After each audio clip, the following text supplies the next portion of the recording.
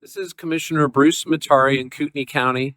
We just finished up at Post Falls High School working with Post Falls Police Department and the Kootenai County Juvenile Probation, where they went through the school with the drug sniffing dogs to identify who might be bringing drugs to school. I've definitely seen an increase of possession of marijuana and drug paraphernalia in the schools.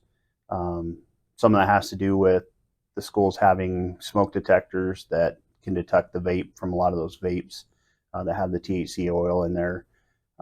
So that's kind of what, seeing that trend is what's geared us to try to collaborate a little more and try to get the dogs in the schools more often than we have in the past. Be vigilant, talk with your kids about drugs. Don't assume that they're not using it or don't have friends that are using it. Juveniles who go to church come from good families.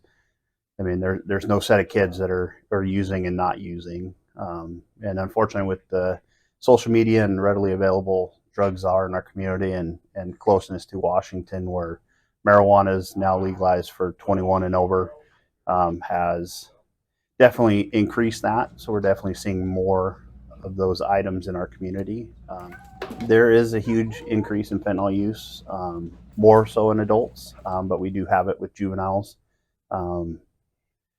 When we do our social investigations for kids who have entered the juvenile system, one of the questions we do ask is drug use, alcohol, tobacco, and it's uncommon now to have a kid who's only used marijuana. It's more prevalent. Kids are using some of the stuff they've used and the frequency they use shocks us and parents. LSD, ecstasy, marijuana, fentanyl, methamphetamine, cocaine. It's not surprising anymore that that's the kids' use, that they're dabbling in everything.